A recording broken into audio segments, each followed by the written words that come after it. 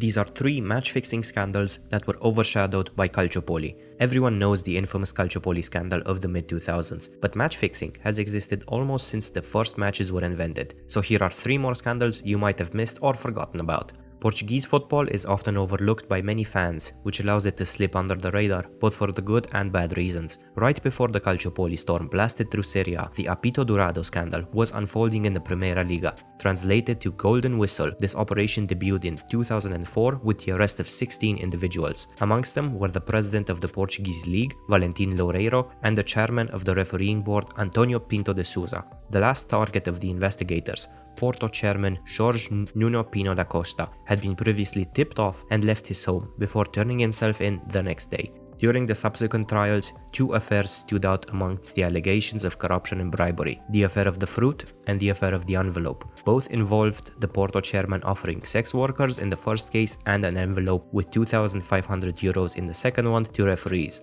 The case was further complicated by the former partner of the Porto chairman, Carolina Salgado, releasing a book called Eu Carolina, Me Carolina, providing further info on the offences, which forced investigators to re-evaluate and reopen some parts of the cases. The trials took until 2008, when Porto was docked 6 points and fined 150,000 euros, with the points deduction being later overturned. The main actors of this affair, whose end was named Apito Final or Final Whistle, received suspended prison sentences and 2 or 3 years bans from football.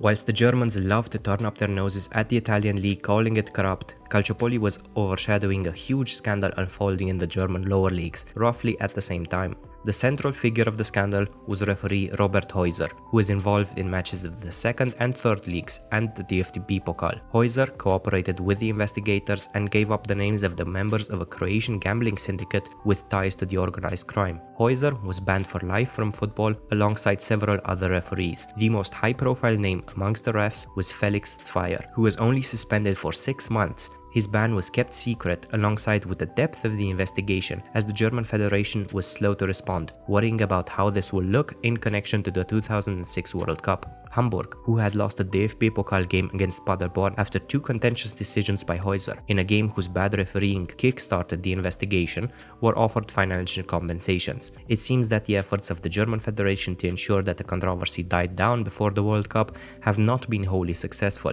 as in 2021, Jude Bellingham made a reference to the scandal when Zweier did not award a penalty and sent Marco Rose off in BVB's game against Bayern. Furthermore, German fans regularly chant Heuser, Heuser, Heuser whenever a contentious decision doesn't go their way. The 3 main culprits of the German scandal, Ante, Philipp and Milan Sapina, who are currently serving their sentences, were also involved in a European-wide scandal in 2009. With the advent of online betting, crime syndicates from countries where betting is either illegal or poorly regulated started making forays into Europe. House searches in Germany, Switzerland, Austria and the UK were carried out and led to the arrests and convictions of several individuals who were either working in the betting industry or facilitated the connection between the industry, the footballers and the criminal organizations looking to influence matches. FIFA and UEFA highlighted 7 matches from the Champions League and Europa League qualification rounds, alongside the mostly lower league teams investigated by the domestic federations. This case, which is now 14 years old, highlights the new age match fixing has entered in. China, which bans all forms of sports betting, is a haven for criminal organizations providing illegal gambling. These organizations therefore only have a small step to take in order to set up contacts in Europe. The games that are targeted are mostly in the lower tiers, where scrutiny is less severe and the low wages of players make payouts considerably more enticing. The internationalization of these behaviors can be seen even in something as mundane as Premier League shirt sponsors.